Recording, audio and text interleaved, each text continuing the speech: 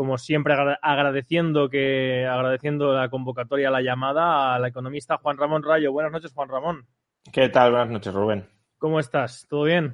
Bien, man. Dadas las circunstancias, lo bien que se puede estar. Ya.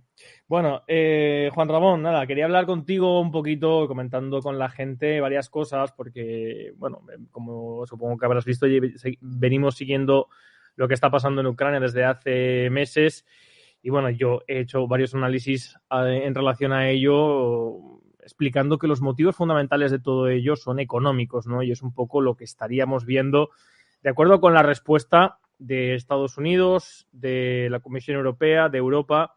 Sin embargo, ha llamado mucho la atención que la semana pasada se anunciaran de manera total total y absoluta las restricciones, la cancelación, el aislamiento económico de Rusia.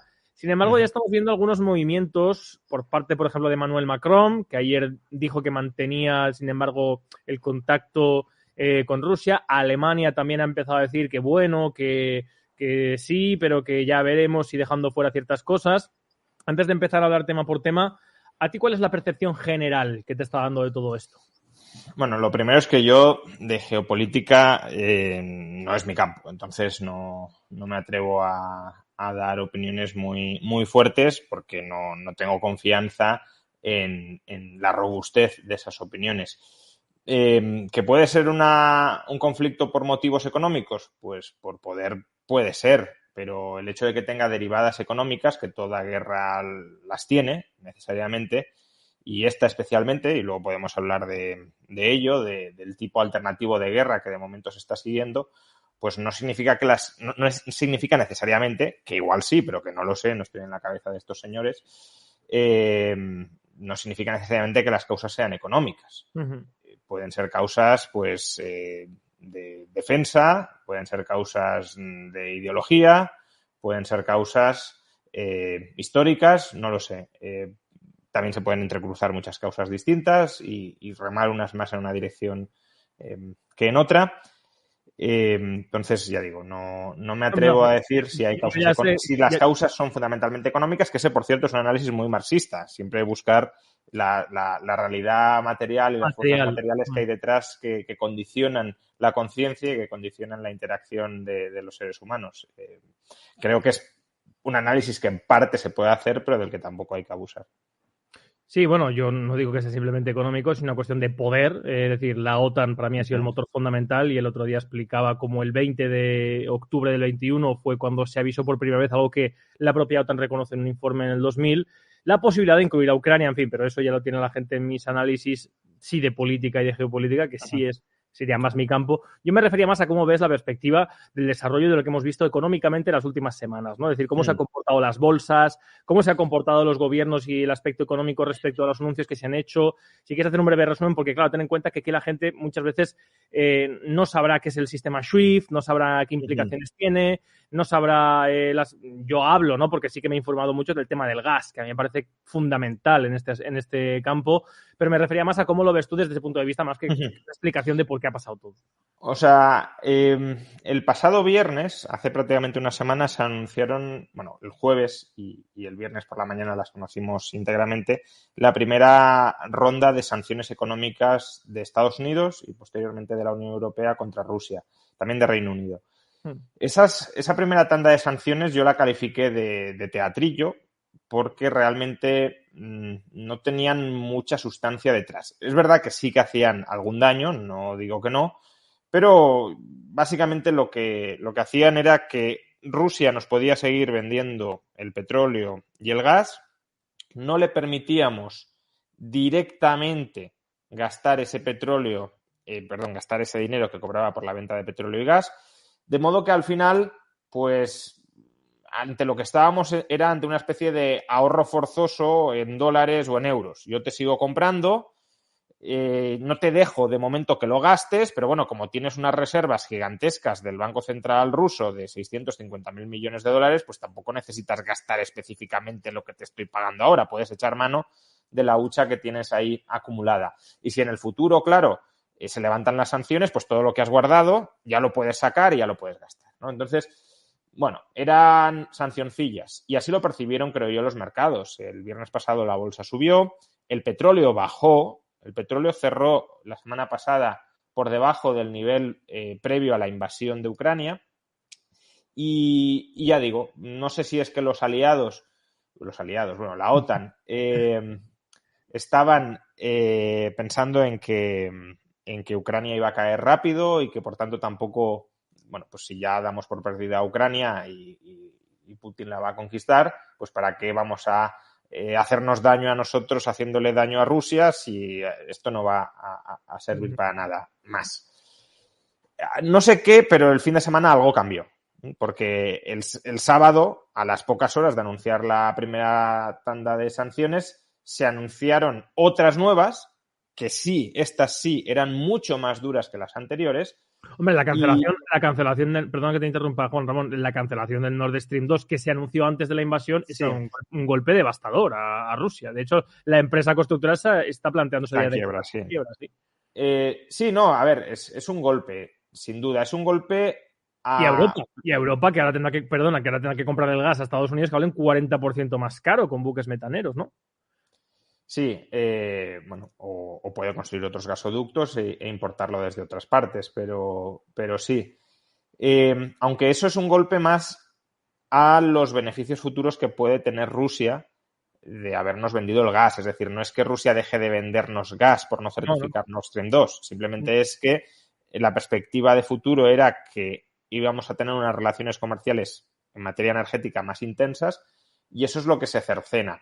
Aún así, esa falta de certificación pues puede también ser una sancioncilla. ¿En qué sentido? Que se podría llegar a certificar más tarde, lo cual de momento aparentamos que estamos rompiendo relaciones comerciales, pero en verdad nadie se está empobreciendo, porque si tú me sigues vendiendo energía y yo te la sigo pagando, aunque no te permito que te lo gastes ahora, y luego el gasoducto de Nord Stream 2 no, vale, ahora mismo no te pones a vender gas, pero lo venderás en el futuro, pues bueno, estamos retrasando un poquito las relaciones, hay un cierto coste de oportunidad, pero no es dramático. Pero como decía, el fin de semana algo cambia, no sé el qué, no sé si es que estaban dando, como decía, a Ucrania por perdida y la resistencia ucraniana pues les sorprendió y decidieron apostar por enviarles armas y confiar en que pudiesen repeler al ejército ruso y acompañar eso con sanciones mucho más brutales que asfixien a la economía rusa. No lo sé, no sé qué pasó,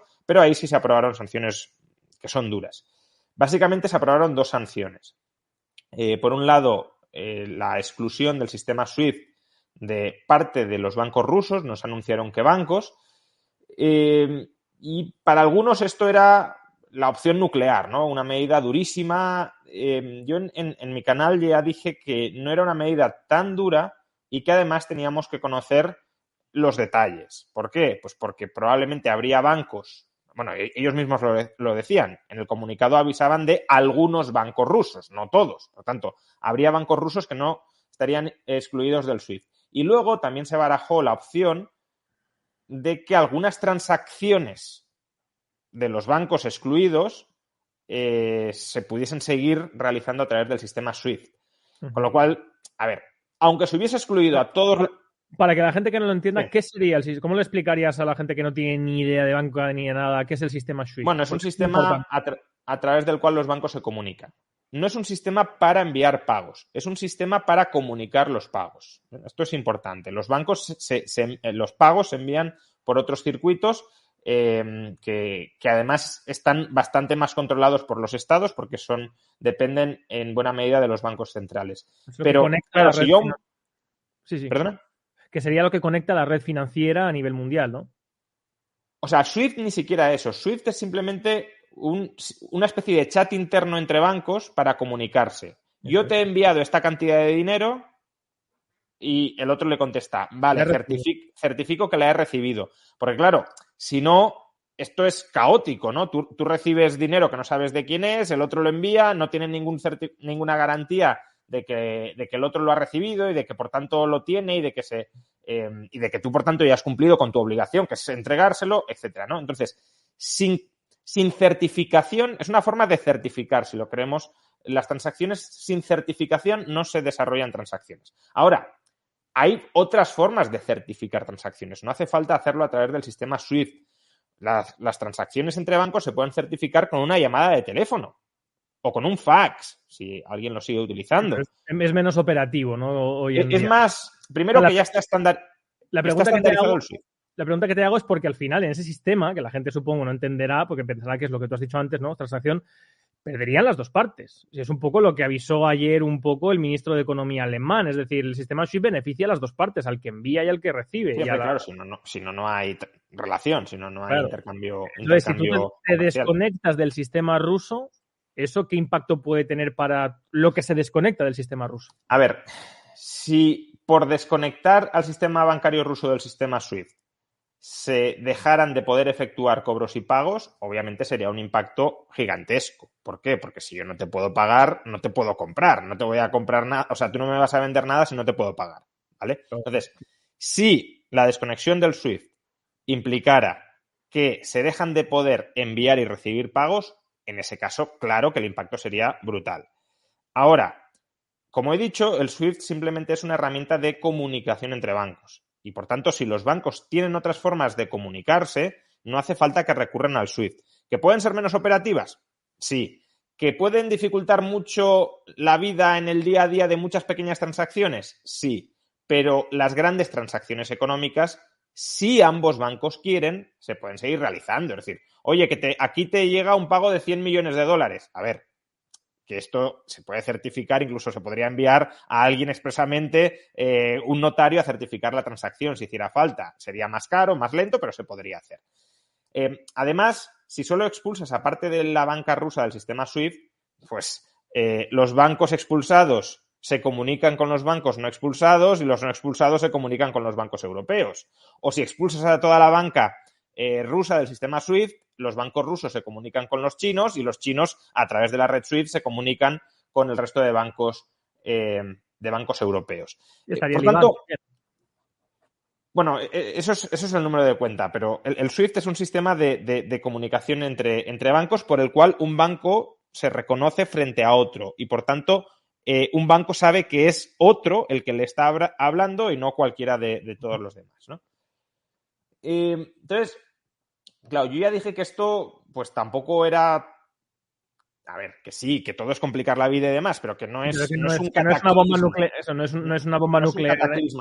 Para pequeñas transacciones sí, porque si es muy costoso certificarlas, pues a lo mejor un banco te dice, oye, si quieres pagar 10 euros con tarjeta de crédito, pues no... Es que ahí va mi pregunta. O sea, al final, esa medida no jode tanto al gobierno, sino a los rusos. No, claro. Lo que se busca al final es un descontento. Yo creo que esa medida busca más un descontento de la ciudadanía rusa. En plan, bueno, las dos, ¿eh? O sea, estamos hablando de la primera, ahora hablaré de la segunda, que para mí es la importante, pero sí, efectivamente, yo en el vídeo en el que analicé estas segundas sanciones, lo que dije es que claramente iban orientadas a generar malestar entre la población rusa, buscando quizá pues eso, que Putin rectificara por la presión social o incluso que la presión social hierva tanto que se deponga a Putin, ¿no? Que supongo que será o sería la opción claro. que Occidente preferiría. No, a eso me refiero, que no es una medida directamente contra el gobierno ruso, es una medida dirigida a la población rusa. No, claro, porque es que al gobierno ruso le podrías fastidiar si le dejaras de comprar energía. Ahí está, es que eso era lo siguiente que te iba a decir, es que Europa y Alemania siguen comprando gas y el Nord Stream 1 sigue bombeando, que también te han dicho por ahí en Twitter que Alemania tiene 7 meses de reserva de gas, yo no sé dónde se lo han sacado eso. No, bueno, no sé muy bien. Alemania tenía una semana, ¿no? Con temperaturas polares, una semana de reservas de gas. Sí, no, además, la semana pasada, no son los datos de hoy y demás, pero durante buena parte el viernes de la semana pasada y a principios de esta semana, Europa compraba más gas a Alemania, a Rusia, que antes de la invasión.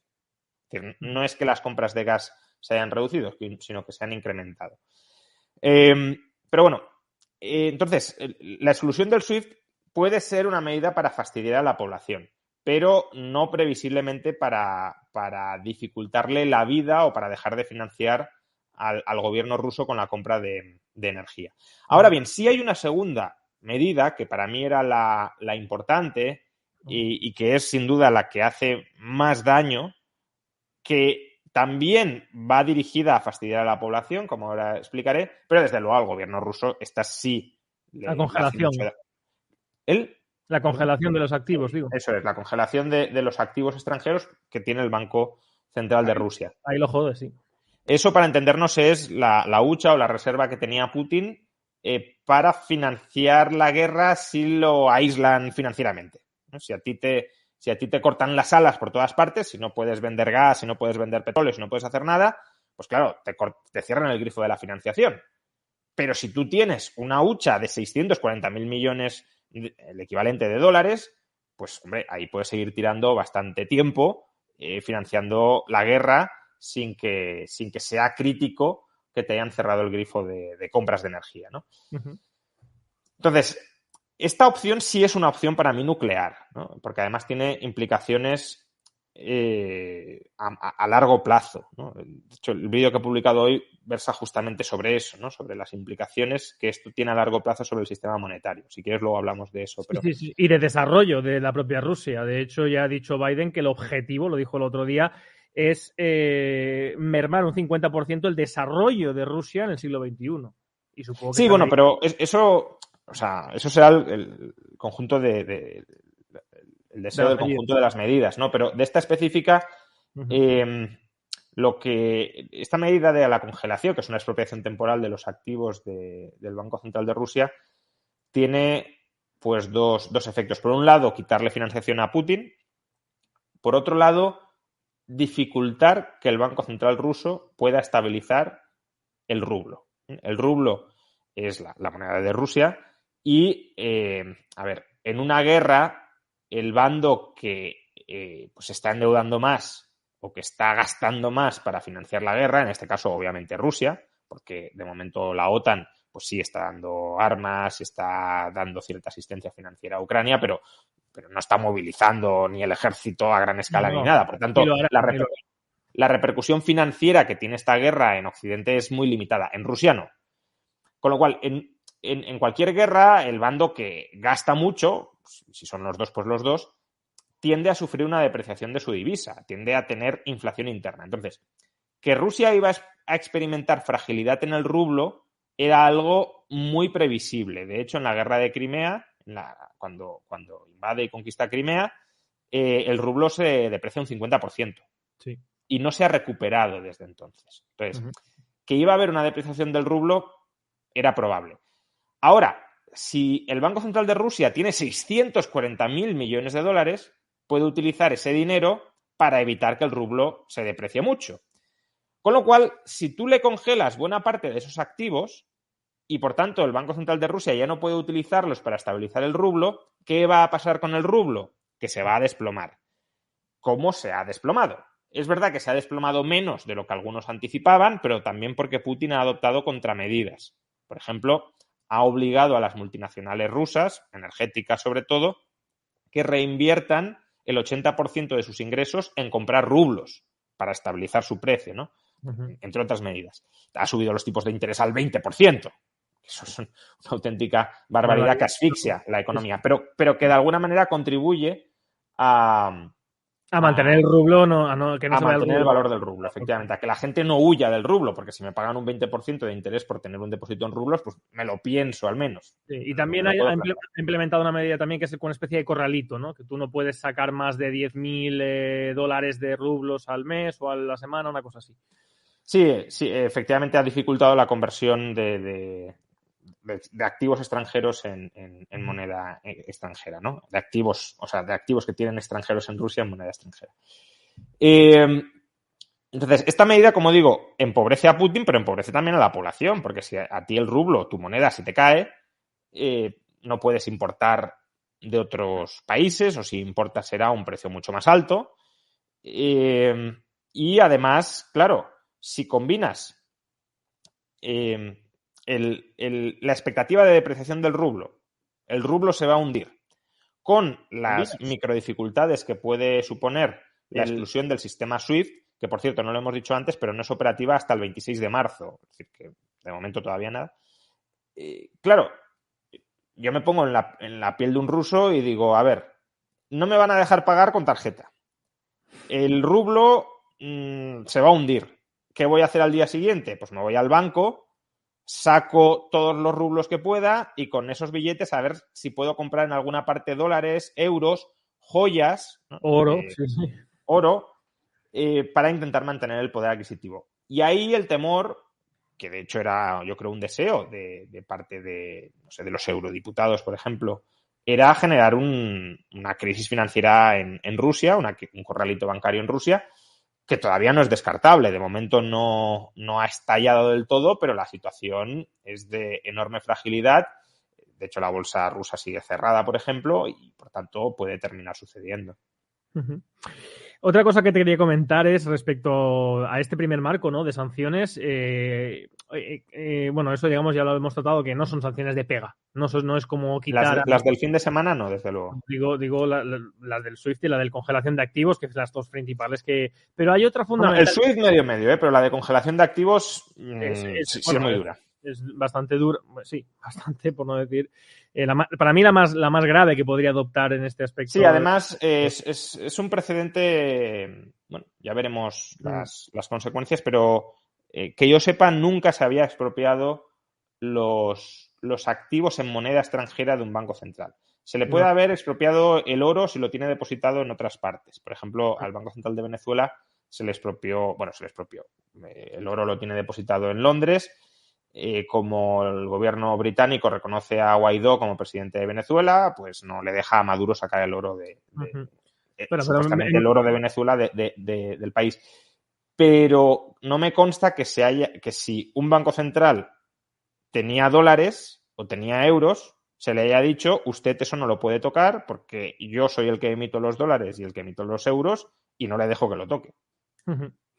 Lo decía porque ha habido otras medidas que ha anunciado el presidente de Estados Unidos, Joe Biden, que supongo que, bueno, me gustaría saber si van también en esa línea, porque mi percepción es que es intentar de alguna manera asfixiar la economía rusa, pero de alguna manera también intentar tocarle la moral a los propios ciudadanos rusos, porque claro, se ha anunciado por parte de Joe Biden la expropiación por parte del gobierno norteamericano de los bienes de los grandes tenedores rusos fuera de Rusia. Bueno, hombre, yo creo que aquí es muy evidente que lo que está haciendo el gobierno de Estados Unidos y también los gobiernos europeos es forzar al entorno de Putin o a aquellos individuos que pueden tener cierta capacidad de influencia o cierto poder en las altas esferas rusas, presionarles para que sean ellos quienes presionen a Putin a rectificar y a retirarse. Claro, pero que yo sea rico y sea ruso no significa que yo tenga influencia directa en el gobierno de Rusia, ¿no? Vamos, digo yo. Bueno, a ver, aquí hay dos temas distintos. Desde luego, si esa gente consiguió la riqueza de manera legítima, pues me parece una absoluta barbaridad que se les quite su fortuna. Es decir, serían poderes dictatoriales, clarísimamente. Uh-huh. Aún así, incluso el procedimiento de confiscación creo que debería pasar por un tribunal, pero bueno. Ahora, no perdamos de vista que muchos de estos oligarcas se les llama oligarcas no porque sean ricos sin más, se les llama oligarcas porque se enriquecieron en los aledaños de la corrupción masiva del Estado ruso durante la transición al socialismo. Entonces, claro, es que a eso me refiero, que esas personas fueron expulsadas, de hecho, del país por el propio Putin cuando él llegó al poder. Pero o sea, yo no iba tanto por ahí. Lo que digo es que son ricos no por haber generado valor, sino por haber robado valor a los ciudadanos rusos. Totalmente. Es verdad que muchos de ellos puede que estén fuera de Rusia, no me conozco la biografía de todos y supongo que habrá de todos los colores, precisamente por la falta de afinidad con Putin. Pero, hombre, no sé si todos están en esa situación. Claro, a ver, yo te lo digo, yo sí que conozco bastante bien la llegada de Putin al poder y él lo primero que hace es expulsar a los oligarcas que se habían instalado durante la época Yeltsin. Entonces, yo esta medida la veo más para buscar una unidad en las que estarían molestos con Putin porque en su día no les dejó seguir mangando, que a través de los gerifaltes de Putin, ¿no? Que estarán desde luego... No dejaría mangar a esos, pero mangarían otros. Quiero decir, no obvio, es que... obvio. Yo no estoy diciendo que... El primero Putin que bueno... sí, estaría totalmente bien que conociéramos realmente cuál es toda su fortuna. Un economista que me gusta bastante es Schlut Anders, la estima en, si no recuerdo mal, 120.000 millones de dólares. Es decir, que sería una de las mayores fortunas del planeta Bueno, obtenidas parasitando a la población, no generando valor. obviamente, pero bueno, también es una estimación. En Sí, cualquier caso, claro, no, hay una cosa estaría bien. importante. Esa sí podría ser una medida, que nos revelaran cuál es la fortuna que tiene Putin, al menos en Europa y en Estados Totalmente. Unidos. Hay una cosa importante respecto a esto que quiero también tratar, pero quizás hay dos bloques que quiero hablar de ellos, y es, primero, el envalentonamiento de Europa a secundar todo lo que dijo Biden. De hecho, Biden llegó a decir hace 3 semanas que él personalmente iba a encargarse de cancelar el Nord Stream 2, cuando él en principio no tendría ni voz ni voto. Entonces, bueno, el envalentonamiento de Europa, y ahora estos últimos días, sobre todo hoy y ayer, es decir, oiga, que quizá nos estamos pegando un tiro en el pie, ¿no? Y es un poco lo que dijo también el ministro de Economía alemán ayer. ¿Qué efectos tiene para Europa estas medidas económicas? ¿Cómo se va a sufrir? Y particularmente en España, porque también sabes que Pedro Sánchez ha dicho hoy que las sanciones contra Rusia van a requerir sacrificios por parte de los españoles. Yo no sé si será ya pues la entrega del primogénito varón o el derecho de pernada o algo así, porque más sacrificios, en fin. ¿Qué impacto va a tener para Europa y para nosotros? A ver, lo que va a suponer es inflación, ¿no? De hecho, ya la estamos experimentando, no por la invasión, sino porque ya veníamos arrastrando una inflación muy alta, 7,4% en febrero, antes, por tanto, de la guerra. Pero las tensiones inflacionistas se van a exacerbar. Se van a exacerbar porque parece que va a haber más escasez de combustibles fósiles, de petróleo y de gas, aunque ahora parece que están tratando de cerrar un acuerdo con Irán para que pueda volver a vender petróleo, pero bueno, en cualquier caso, retirar a Rusia del mercado supondría un golpe brutal a la oferta. Y luego también escasez de otras materias primas, por ejemplo, de otras commodities, por ejemplo, el trigo. El cereal, sí. Ucrania es uno de los principales proveedores de Europa, 30% del consumido en Europa procede de allí. Hoy mismo el trigo ha marcado casi máximos históricos en términos nominales. Y luego también mayores cuellos de botella en otros sectores, porque claro, toda la logística se está entorpeciendo enormemente. Al no poder sobrevolar Rusia, al no poder pasar por Rusia, pues todo eso hace que lleguen más tarde los componentes y, por tanto, si ya teníamos cuellos de botella, ahora todavía más. Y luego hay otro factor y es el factor del gasto agregado. En Occidente había, sobre todo en Estados Unidos, un exceso de gasto. Exceso de gasto por exceso de déficit público y exceso de gasto por tipos de interés demasiado bajos. Esto parecía que se iba a empezar a corregir. En marzo, supuestamente, la Fed subirá tipos de interés, los déficits públicos tenían que ir reduciéndose. En Europa incluso se hablaba de que en el año 2023 ya teníamos que volver al Pacto de Estabilidad y Crecimiento, pero todo esto ha quedado en suspenso. En Europa ya se ha dicho que no se van a subir los tipos de interés este año. Parece improbable. Sí, sigue. Parece improbable que el déficit público, que en 2023 volvamos al Pacto de Estabilidad y Crecimiento, se va a retrasar todavía más. De hecho, si es para gasto en defensa y demás, seguro que se da cierta licencia para que no compute efectos de déficit y todo esto. Y por tanto, claro, si hay un exceso de gasto que está impulsando al alza los precios y ese exceso de gasto no lo corriges, pues todavía vas a impulsar más al alza los precios. Por lo tanto, más inflación. Y la inflación empobrece, por supuesto, a los ahorradores, a los ahorradores que tengan activos de renta fija, pues, que es la mayor parte de la población. Quien tiene un depósito en el banco, una cuenta corriente, pues se está empobreciendo diariamente por el alza de los precios. Y también empobrece a los trabajadores si los salarios no aumentan en la misma medida que la inflación. Y ahí está habiendo ahora un cierto conflicto, que seguro que irá más durante los próximos meses, entre sindicatos y gobierno, porque Pedro Sánchez está pidiendo, y supongo que por ahí iría el término sacrificio, está pidiendo que los salarios no aumenten mucho, un 1 o un 2%, y los sindicatos quieren aumentarlos al menos un 5%. Claro, si tú aumentas los salarios tanto como la inflación o casi tanto como la inflación, pues todavía tienen que subir más los precios para compensar el aumento de costes, etcétera.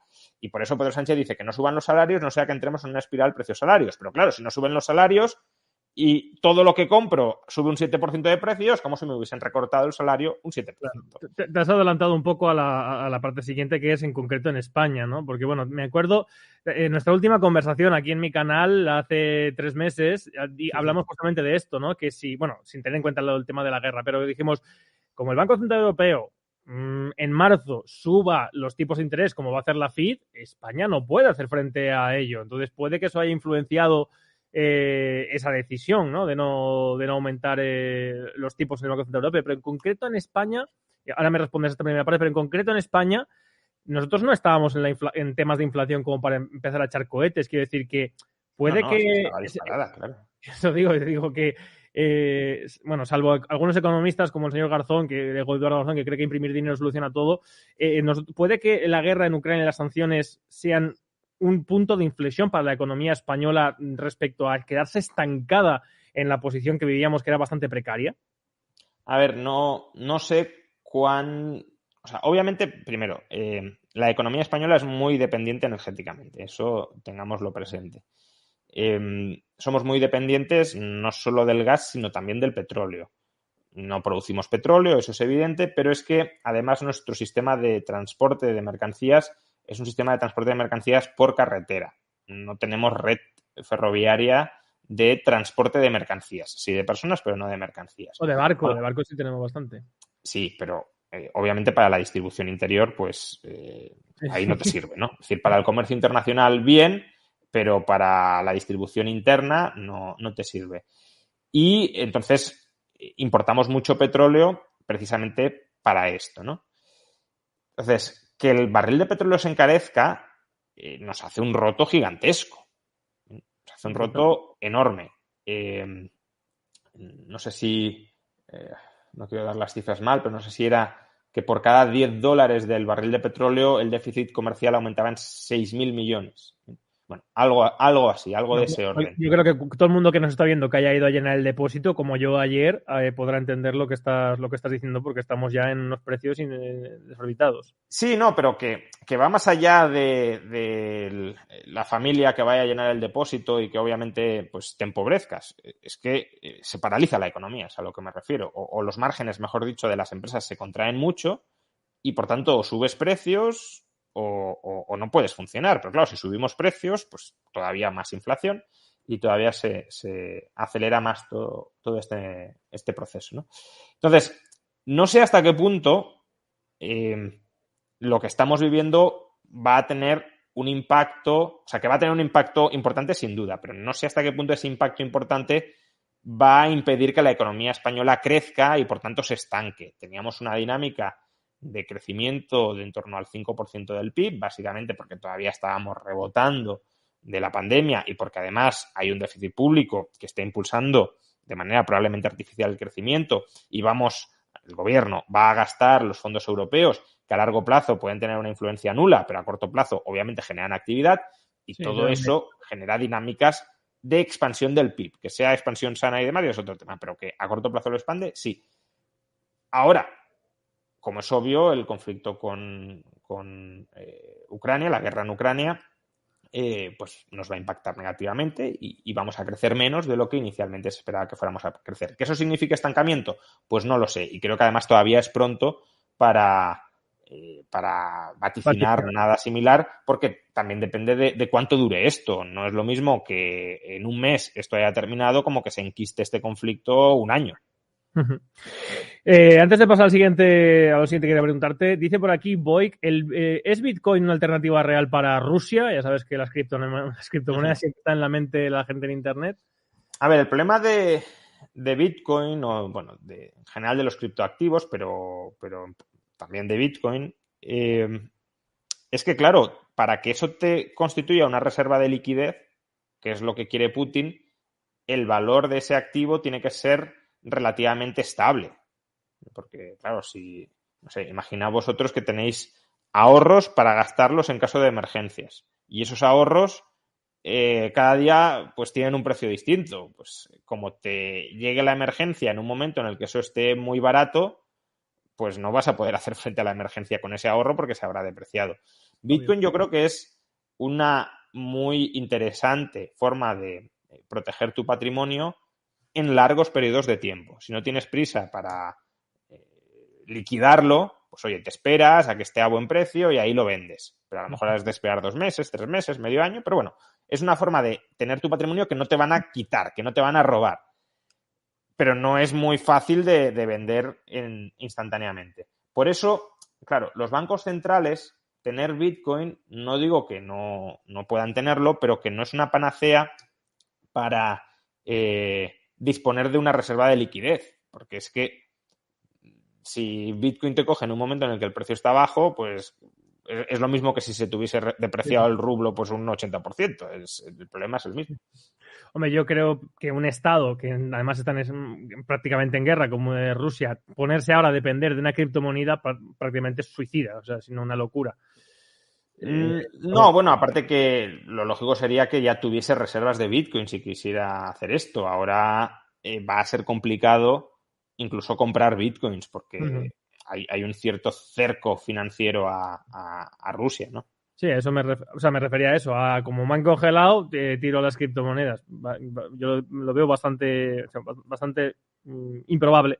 China, Juan Ramón, el papel de China. Decía también ayer un diputado en el Bundestag, en Alemania, que prácticamente esto implica empujar la economía rusa, que suponía, a través de los lazos que se habían creado durante los últimos 20 años, un muy buen aliado para Europa en términos energéticos, en términos de materias primas, etcétera, etcétera, empujarlo a los brazos de China, y efectivamente parece que Rusia no le quedaría otra alternativa que pues creo que se ha anunciado. No sé si se ha anunciado o se estaba planteando la construcción de un gasoducto con China y empezar, digamos, a volverse hacia otro gigante asiático, lo que de manera forzosa haría una unión euroasiática que hasta ahora no se ha producido por el interés de Rusia de volcarse más en Europa que en China. Pero ¿tú cómo crees que puede tener, qué impacto puede tener a largo plazo el hecho de que Rusia vaya a girar su eje económico forzosamente hacia China en vez de hacia Europa? Bueno, a corto plazo es difícil que China pueda reemplazar a Europa en términos de demanda de gas, primero porque no hay suficientes gasoductos para ello y segundo porque la demanda china de gas todavía no es equivalente a la europea. A ver, yo creo que esa es una pregunta más de casi geopolítica, ¿no? Más que económica, aunque económica en parte también. Es decir, a lo que nos podemos enfrentar, que es algo que ya viene desde Trump, es a una globalización por bloques. Es decir, Europa y Estados Unidos están globalizados dentro de su bloque y luego China, en su área de influencia, en la que caería Rusia, pues también están internamente globalizados, pero entre los dos bloques no hay mucha comunicación. O la hay, pero mucho más precaria que la que existe ahora mismo. Ahora mismo las interrelaciones son muy fuertes. De hecho, estamos hablando de que para Europa es un marrón en gran medida muchas de estas sanciones porque depende mucho de Rusia y esa dependencia es interdependencia, es interrelación, ¿no? Entonces, eso desde un punto de vista geopolítico, que ya digo, no es mi campo, pero claro, sí que puede llevar a que se estrechen lazos políticos entre Rusia y China y que por tanto ese bloque sea un bloque competidor con el otro bloque. Uh-huh. Y desde un punto de vista económico, económico con perspectiva geopolítica, bueno, yo siempre he creído, siguiendo a Bastiat, que el comercio civiliza, ¿no? Precisamente porque genera interdependencias. Si yo dependo de ti y tú dependes de mí, una guerra no es imposible, pero es más costosa para los dos. Es un poco la dialéctica de Donald Trump, ¿no? De ver a Rusia más como un aliado con el que comerciar y con el que establecer una buena relación que como un enemigo al que cortarle el grifo y echarlo. Sí, aunque Trump veía como enemigo a China, como enemigo competidor y por tanto lo que quería hacer entiendo que no lo sé es como llevarse a Rusia a su bloque geopolítico-económico para competir con China, lo cual, bueno, pues sigue siendo la misma dinámica que a mí no me gusta. Yo quiero integración económica y no bloques compitiendo entre sí y enemistándose, ¿no? Porque lo que voy a decir es, si tú tienes bloques comerciales muy separados, pues claro, ahí no hay interdependencias. Y si no hay interdependencias, el coste de que un bloque ataque al otro bloque se reduce, ¿no? Sí. Hombre, yo Yo creo que Trump lo que más le fastidiaba, igual que a todos los presidentes, es que China mantenga barato el yuan utilizando el dólar, que es al final lo que te permite producir muy barato y vender con dólares, ¿no? No, o sea, lo de que el yuan estaba barato fue cierto buena parte de hasta 2013, 2014. Ahora no está claro que esté tan barato, tan artificialmente abaratado. Uh-huh. Está por debajo del dólar. ¿Perdona? Que sí que está por debajo del dólar está. El yuan, o sea, bueno, la cuestión es a qué precio estaría si el Banco Central de China no estuviera interviniendo. Y cabe la posibilidad de que estuviera más barato. Es decir, que puede que China ahora mismo esté estabilizando el yuan, pero no para abaratarlo, sino para encarecerlo. Es decir, que no quieres que fluctúe mucho y si lo dejas fluctuar libremente no se te va para arriba, se te va para abajo. Bueno, en cualquier caso, la dinámica esta de bloques me parece peligrosa y es desde luego uno de los riesgos a medio y largo plazo que pueden generar estas sanciones, que se corte toda relación económica con Rusia, que Rusia no sé si se convierta en una colonia china o en todo caso que se integre dentro de ese bloque asiático que tú mencionabas, y que las interacciones e interrelaciones económicas entre Europa, Estados Unidos, por un lado, y China y Rusia, por otro, sean muy escasas, porque entonces el riesgo de conflicto militar entre bloques creo que sí se incrementaría. Yo la lógica, de todas formas, de las sanciones, o sea, una interpretación benevolente de las sanciones es con el que no coopera, no se coopera. Es decir, si tú invades militarmente un país, yo dejo de cooperar contigo hasta que te portes bien. Sí. Claro, bueno, si eso funciona...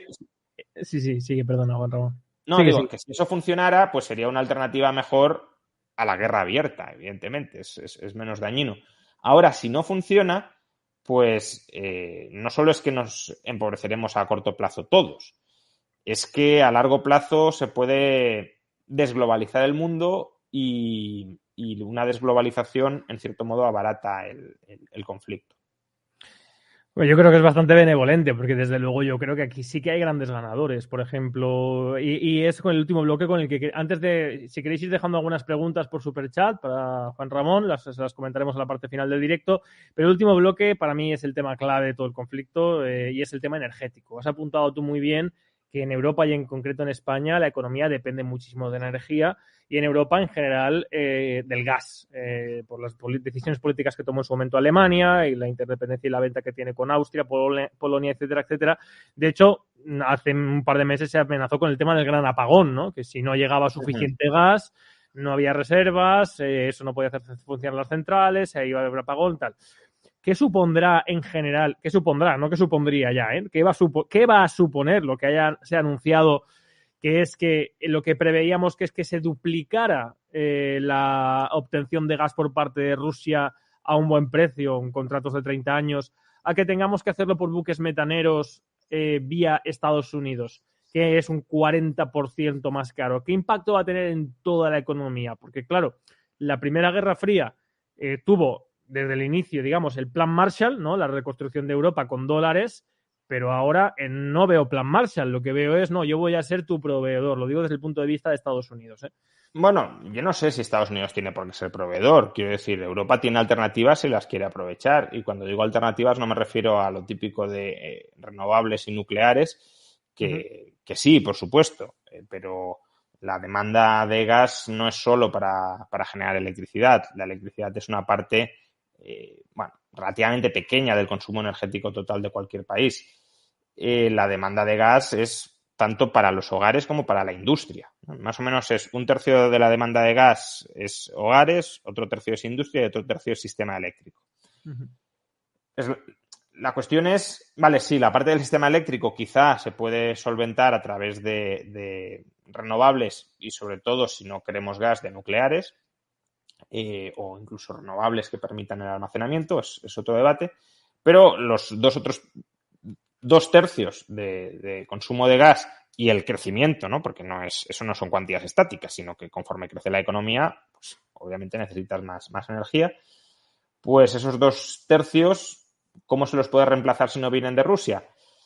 Una opción es Estados Unidos, pero yo creo que esa es una opción muy de corto plazo, porque no hay infraestructura para otra cosa. Entonces, Claro, sí. pero por eso te lo digo, porque Estados Unidos ya ha anunciado la compra y desarrollo de buques metaneros para proveer a Europa. Eso está publicado hace 2 días por parte de Sí, Estados Unidos. pero la cuestión es, ¿ese es un suministro esperado a 10 años? Yo ahí no termino de verlo. Quiero decir, Europa si quiere, otra cosa es que no quiera, claro, pero si no quiere ya es un problema nuestro de falta de miras.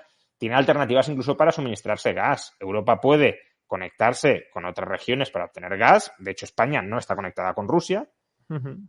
Y luego puede desarrollar su propio fracking. Y por eso pagamos lo que pagamos, que hace que un mes o llegaba un buque metanero a Galicia o nos quedábamos sin gas, que tuvo que dar media vuelta el Cuerno de África. Sí, no, pero a ver, el gas se encareció en toda Europa. Eso Uh-huh. también en Centro Alemania, desde Rusia, el gas se puso a mediados de diciembre, se puso en máximos históricos. No sé si hoy creo que lo ha superado, pero vamos, hasta este momento, máximos históricos, mediados de diciembre.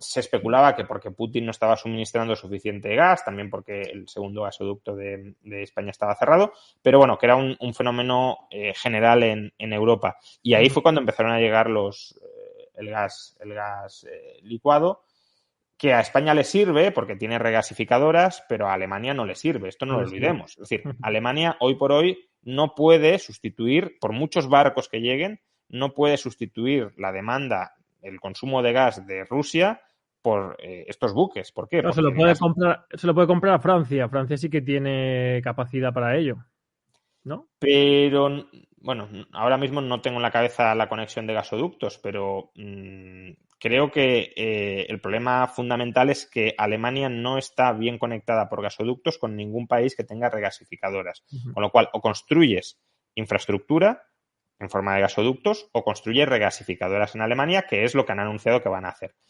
Pero lo que decía, esta alternativa yo creo que es más bien un parche de corto plazo. No puede ser una alternativa de largo plazo, o sería muy absurdo, porque, insisto, puedes construir otros gasoductos o puedes, que sería la alternativa que habría que seguir, puedes desarrollar tú mismo el fracking en Europa. Es decir, en Europa no tenemos fracking no porque no sea viable, sino porque políticamente se ha decidido que no haya fracking por el impacto medioambiental. Vale, pero... El fracking es, para la gente que no... Sí, fracturación hidráulica para extraer gas de Lo digo porque hoy el gobierno de la Generalitat sí que ha pedido poner en marcha otra vez el gasoducto ICAT o... No sé, no lo he visto. No, vamos, no... Ha pedido, ha pedido hoy volver a poner... Bueno, ha salido publicado, el gobierno de la Generalitat de Cataluña ha pedido volver a poner en marcha un proyecto que se dejó de lado en su momento, que es con Francia, un gasoducto o extracción de gas en la zona de Cataluña o algo así, ¿no? Que es justamente no lo conozco, pero en cualquier caso, ¿por qué Estados Unidos nos vende gas licuado barato? Porque ha desarrollado el fracking, que permite producir gas en términos muy baratos y muy competitivos. No tiene mucho sentido que le compremos el gas a Estados Unidos transportándolo a lo largo de todo el Atlántico si podemos aplicar en casa esa misma técnica y producir gas barato. Uh-huh. Pero bueno, no sé en qué dirección se irá. Desde luego, sí parece que vamos en una dirección de depender menos del gas ruso, desarrollo de nucleares, más inversión en renovables, aunque el problema de las renovables es que son intermitentes y, por tanto, si no tienes tecnología de respaldo, que estaba siendo el gas, pues no, en determinados momentos no te sirve. Pero bueno, nucleares y renovables. Y para la parte insustituible de momento del gas, pues es que tendrá que ser o comprarle gas a otros países o el fracking dentro de Europa. ¿Qué pasaría, ya antes de dar paso a las preguntas, que Cristina tira aquí ¿qué pasaría? Porque es una cosa que me he estado preguntando. Claro, obviamente yo creo que no lo hace porque Rusia ahora mismo no se puede permitir, o sea, todo lo que sea hacer negocio le interesa. Pero si de repente se asfixiara tanto a Putin que o construyera express un gasoducto con China, ya no necesitara tanto el Nord Stream 1, ¿qué pasaría si cortara Rusia totalmente los gasoductos, tanto el Nord Stream 1 como los gasoductos de Ucrania, y dejara de proveer, absolutamente dejara a cero a Europa? Pues, habría un colapso, ¿no? Sí, obviamente. A ver, toda la industria más intensiva en energía, en consumo de gas, pues se paralizaría. Y luego, obviamente, pues el consumo doméstico de gas, pues pensemos la calefacción, por ejemplo, en el norte de Europa, pues no podría funcionar y no sería fácilmente sustituible. Quiero decir, porque tú puedes decir, bueno, pues eso lo electrificamos. Bueno, pero es que para electrificarlo, primero tienes que adaptar toda la infraestructura de los hogares y además tienes que construir centrales eléctricas que no utilicen gas, quizá que utilicen carbón, por ejemplo, o que utilicen biomasa, o que sean renovables o nuclear, lo que sea, pero todo eso tienes que construirlo y una nuclear, siendo generosos, se tardan 5 años en construirla, no es un proceso rápido. A ver, lo que pasa es que, claro, Putin tampoco puede construir un gasoducto de la noche a la mañana, entonces si vemos que va construyendo un gasoducto, nosotros también tenemos cierto tiempo de adaptación. Yo aquí lo que veo, no sé si terminará siendo esto así o no, pero es una especie de divorcio por plazos. Europa ya le está... ¿Tú ves eso realmente? O sea, de ahí era mi pregunta, porque yo no lo veo, pero ¿tú crees que va a haber realmente un Bueno, divorcio? al menos es lo que están diciendo. Si luego cambian de opinión, pues no. Pero desde luego lo que cada uno está manifestando, quizá porque estén jugando una partida de mus, en plan, oye, que si no me haces caso me voy a divorciar yo, no lo sé.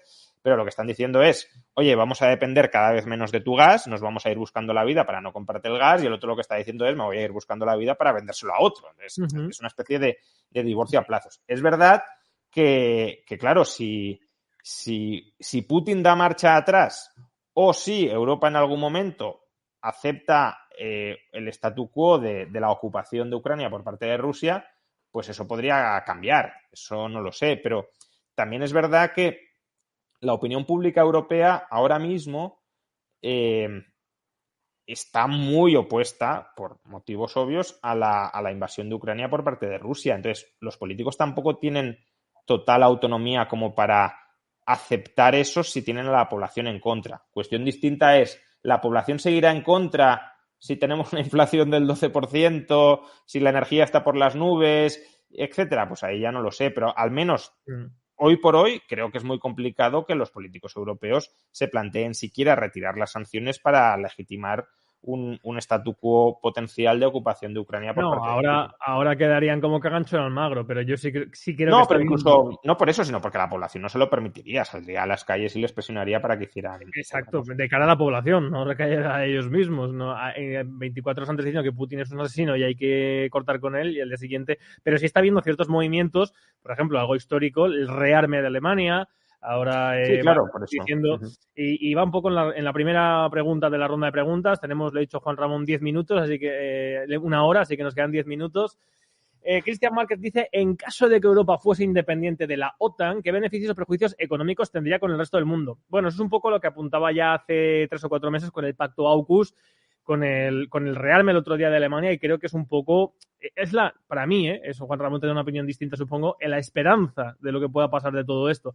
En el caso de España, no podríamos hacer frente a un rearme para oponernos a nuestro enemigo natural, que es Marruecos, y tendríamos serios problemas para defender nuestra frontera, porque Marruecos iría con todo. Ahora mismo, ayer mismo entraron 4.500 personas en la frontera de Ceuta y Melilla, y lo publiqué por Instagram. Por cierto, somos 7.500 personas. Dejad vuestro pequeño like, que no cuesta nada, y tal vez sabéis, aunque creo que es innecesario, porque Juan Ramón y yo somos los dos youtubers que creo que más, yo con quien más audiencia comparto es contigo, ir al canal de Juan Ramón y suscribiros, que es un gran economista.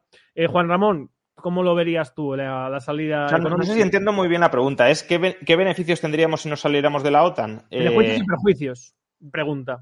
Hombre, a ver, el perjuicio que nos tocaría pagar muchísimo, gastar muchísimo en defensa. A ver, la OTAN, y en esto sí tenía razón Trump, ha funcionado como una especie de protectorado estadounidense de yo gasto en defensa y os protejo. Y como os protejo, pues obviamente, de alguna manera, os subordináis, entre comillas, a mis intereses geopolíticos.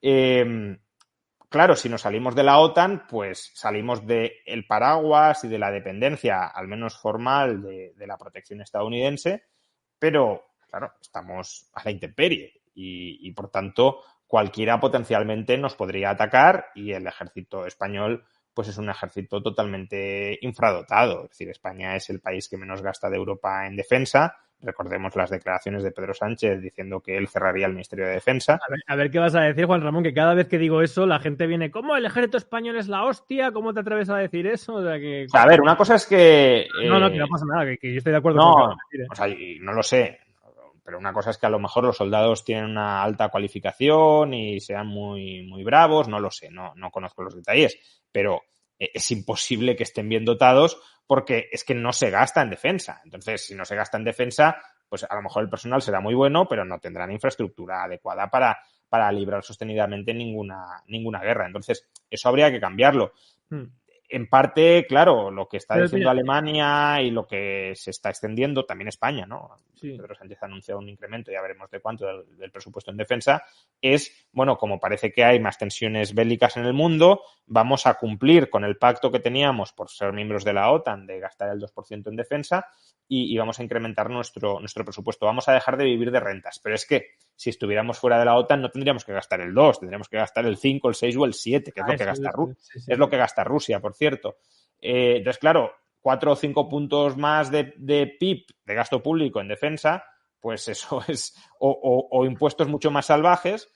Tengamos presente que, por ejemplo, el IRPF recauda 7 puntos de PIB, pues claro, si hay que gastar 4 o 5 más, pues es casi otro IRPF u otro IVA. Solo para eso, o recortar otras partidas de gasto. Y justamente ya tenemos muchas que recortar porque tenemos una deuda muy grande, sería muy complicado. Entonces, yo creo que es por ahí por donde va Sánchez. Sánchez dice que hay que suprimir el ejército, pero no porque quiera recortar gasto, sino porque dice, joder, aquí este dinero me lo puedo gastar en otras cosas, en vez de estar gastándomelo en soldaditos. Y yo voy a aprovechar que está aquí Juan Ramón, tened en cuenta una cosa, y lo ha apuntado muy bien Juan Ramón.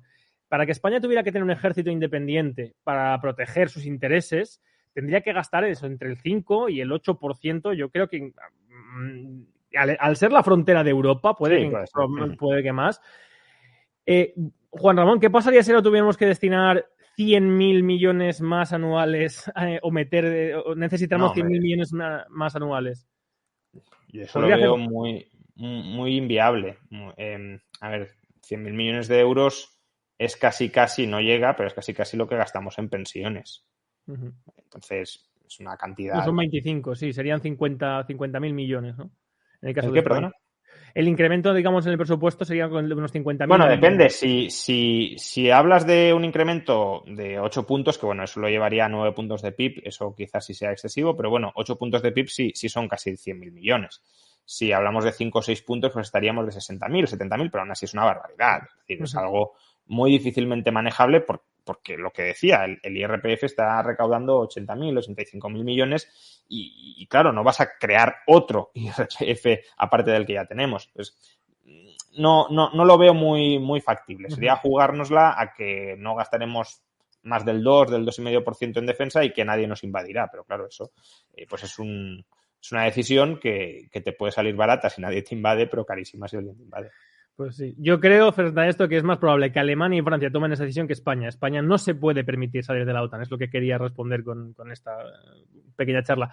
Antonio Ramón Cordero Murillo, esta pregunta sí irá para ti, Juan Ramón, yo no tengo ni idea de esto. Rubén Rayo, en 2018 se llegó a la máxima producción de petróleo, carbón y uranio. El fracking es rebañar el poco petróleo y gas que te queda y es un negocio ruinoso. Vamos a un decrecimiento global seguro o a un colapso.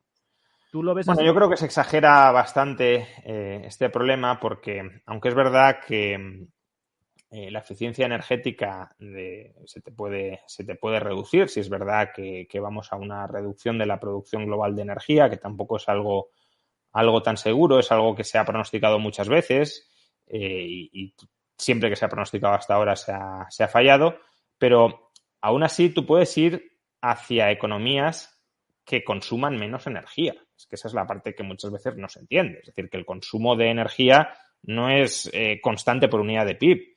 En los últimos 40 años, desde la crisis del petróleo del 73 y posteriormente del 79, el consumo de energía por unidad de PIB te cae a la mitad.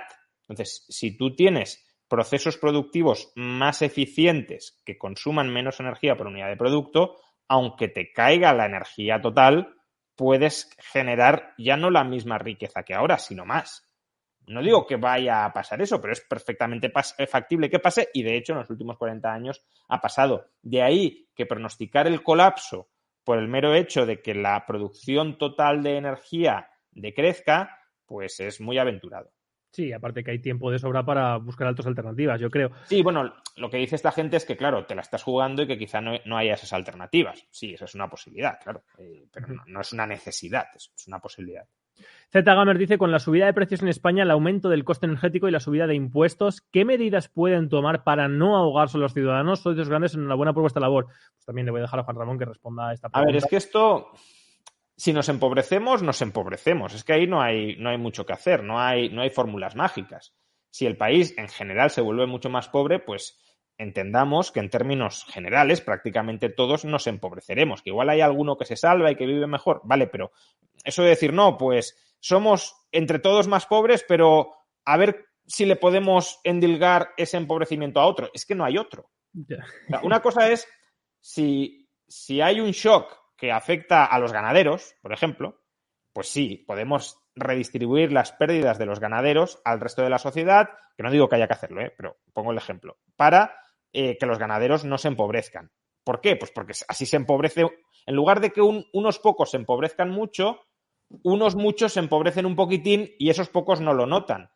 Pero si todos nos empobrecemos mucho, o todos nos empobrecemos bastante, es que no hay otro al que endilgarle ese empobrecimiento. Entonces, uno podría decir... Tienes Cuba. Sí, bueno, hombre, tampoco estoy pensando en ir a Cuba, en compararnos con Cuba, pero claro, si te cae el PIB, por caso, un 5%, pues es que eso... No hay alguien que lo vaya a pagar, lo vamos a pagar todos, unos más, otros menos, pero lo vamos a pagar entre todos. Entonces no hay mucha solución a eso. Uno podría decir, bueno, pues bajemos impuestos sobre hidrocarburos. Primero, esa no es una medida especialmente eficaz, eso es lo que hizo Franco durante la crisis del petróleo y salió muy mal, porque al final los precios te terminan subiendo lo mismo, pero absorbiendo la bajada del impuesto sobre hidrocarburos, que no digo que no haya que bajarlo en general, digo que para hacer frente a una crisis energética no es la solución. Otra cosa es que queramos un impuesto sobre hidrocarburos más bajo, vale, pero la solución a una crisis energética no es esa. Y luego es que además tampoco tenemos margen si no recortamos mucho el gasto para bajar impuestos. Y recortar el gasto pues es también causarle pérdidas, recortarle las transferencias de ingresos a muchísima gente. Bueno, decía aumento de coste de energía y subida de impuestos. Yo por mi parte ya sabéis, yo creo que lo que hay que hacer es pegarle un tijeretazo a este macroestado y sobre todo a lo que está sin presupuesto. Entre ellos, pues bueno, eso lo hemos discutido muchas veces. Sí. Yo soy más escéptico con que haya para tanto. Pero bueno, pues las comisiones de los hermanos de gente por traer mascarillas y estas cosas, ¿no? Sí, todo eso se puede hacer, pero que al final empiezas a sumar de eso soy escéptico que te permita compensar muchas de estas cosas. Manuel Aguinaga dice, para Rayo, ¿Latinoamérica puede sacar ventajas de esta situación? Pues la verdad es que no he pensado mucho en Latinoamérica, ya me disculparéis, pero al ser un conflicto claramente europeo no he pensado en las implicaciones para Latinoamérica. A ver, Latinoamérica tiene una dependencia económica muy, muy fuerte de China, cada vez más. No sé hasta qué punto si China estrecha las relaciones comerciales con Rusia, que también está por ver, es decir, esa es una posibilidad, pero tampoco es algo totalmente seguro. No está claro que Rusia quiera convertirse en una colonia china. Pero bueno, si lo hace, a lo mejor hay una cierta sustitución de importaciones chinas desde Hispanoamérica a Rusia. No compramos tanto a Hispanoamérica porque ya nos están vendiendo los rusos lo que antes les comprábamos a los hispanoamericanos. Pero bueno, por otro lado también, claro, si la entente Rusia-China pues genera mucha riqueza local, pues eso también puede tener efectos positivos sobre otros socios tradicionales de China. No lo sé, no he pensado mucho y son simplemente ideas un poco abuela pluma. Pues mira, antepenúltima ya pregunta y cerramos. Manuel Aguina también dice, para Rubén, viendo los ejemplos más famosos, ¿es necesaria la guerra para que una potencia termine sus aspiraciones a ser hegemónica? Rubén, después de estos chats, se come arroz con chetos. No, desde luego que no es necesaria la guerra y desde Estados Unidos ha intentado por todos los medios intentar, a través de vetos, a través de sanciones, de muchas maneras, no llegar a esto. Lo que ha hecho al final es lo mismo que hizo en 2014, ¿no? Forzar una situación que tenga una reacción que sabe que va a producirse, está reconocido por la OTAN, el otro día abordamos el informe, y a partir de ahí, desde el minuto 1, poner en marcha una maquinaria de aislamiento de ese bloque que le va a permitir a él pues ser hegemónico otra vez en Europa, ¿no? Sabéis que eso es el aspecto fundamental. Pero Rubén, esto ya es una discusión más geopolítica, pero ¿no crees que hasta cierto punto el movimiento de Putin ha justificado el deseo de muchos países de Europa del Este de integrarse en la OTAN? Totalmente. Porque al final, si Putin invade un país, pues el resto dirán, claro, yo no quiero que me invada, por tanto quiero estar en la OTAN. Totalmente. Claro, yo lo expliqué el otro día, que esto no solamente es una jugada que al final provoca la ruptura económica, sino también el justificar la existencia de la OTAN. O sea, donde ya había un momento en el que se cuestionaba la existencia, si la OTAN era necesaria, etcétera. Es decir, ¿veis? La OTAN sigue siendo súper necesaria porque hay países que están amenazados, ¿no?, por la esfera de Putin, además de la tirria que le tienen, por ejemplo, en Lituania a los rusos. Claro, eso me refería, que se estaría cuestionando en España, que casi siempre se cuestiona. Totalmente. Pero bueno, pero no es necesaria la OTAN. En la frontera del antiguo telón de acero no se justifica.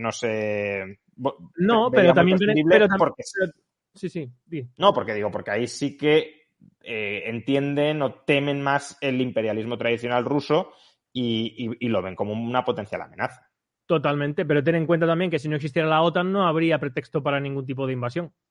Bueno, eso ya es más discutible. Quiero decir, los pretextos se pueden construir.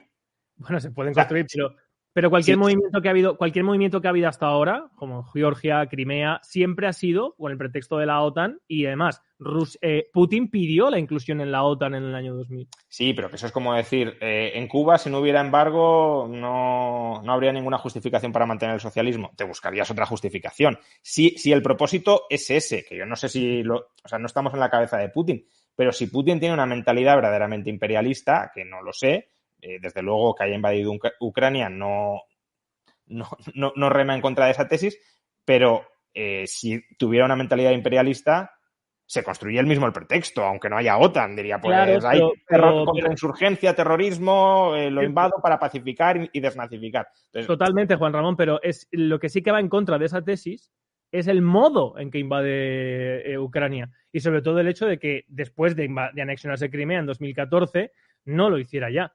Y además, el hecho de que Putin, por ejemplo, siempre ha interesado más tener estados colchón. Bielorrusia, por ejemplo, si hubiera un referéndum mañana, se anexionaría la Federación Rusa. Pero Putin prefiere tener un estado colchón al lado, porque yo no creo que sea una cuestión.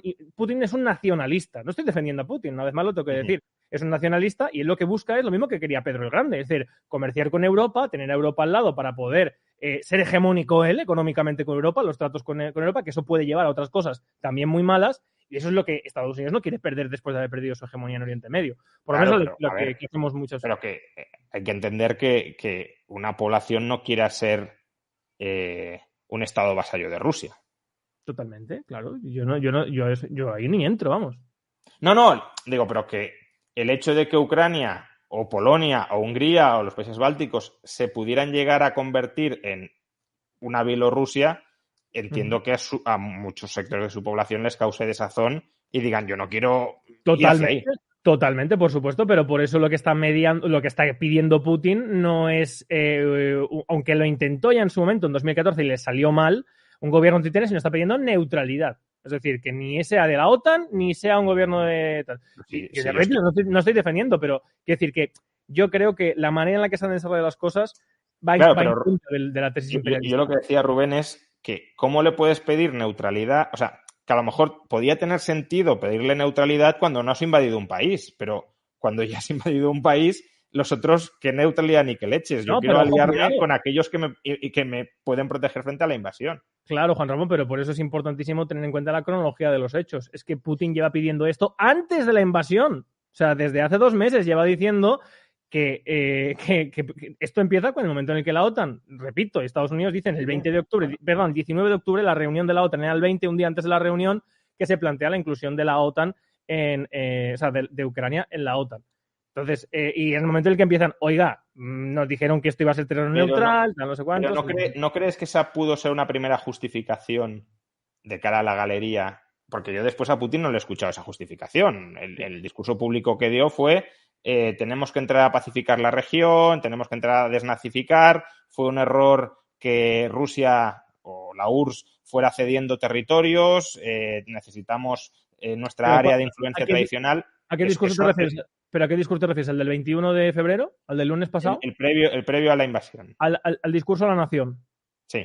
Ahí sí que lo dice, claro que lo dice. Sí que lo explica. Pero el argumento que utiliza Fuerte es un argumento típicamente nacionalista ruso. Es decir, ha sido un error que se desmembre la antigua Federación Rusa. No, ha sido un error, o él apuntaba como error, que Lenin, y además lo dice como gran error, creara estados de la nación, de la que era la nación rusa. Que yo ahí ni entro, ¿eh? Yo no estoy justificando. Claro, pero que eso no es la OTAN, eso es. Pero es que sí que dijo eso. Pertenecía y lo hemos perdido. Pero es que sí que dijo eso también. No hay que quitar una parte del discurso. Pero que entonces, si no hay OTAN, seguiría habiendo lo otro, es a lo que me refiero. Sí, pero lo que está diciendo con lo otro no es únicamente eso. No está diciendo únicamente esto, la parte de Rusia, lo queremos. Está diciendo, oiga, no podemos permitir que una región que tradicionalmente ha sido prorrusa entre a formar parte del imperio militar de nuestros enemigos. Entre otras cosas, porque sería tener aparte de nuestra propia nación, porque Ucrania, es que Rusia nace de Ucrania, tenía parte.